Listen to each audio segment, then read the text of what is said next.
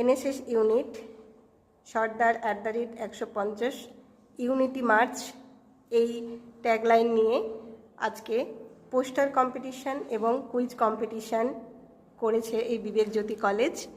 তো এখন যে পোস্টারগুলো দেখানো হচ্ছে আমাদের স্টুডেন্টরা সেই পোস্টারগুলো আজকে করেছে বিভিন্ন ইউনিটি নিয়ে। বিভিন্নজন বিভিন্নভাবে তুলে ধরেছে ন্যাশনাল ইউনিটি ডেটাকে অবজার্ভ করার জন্য।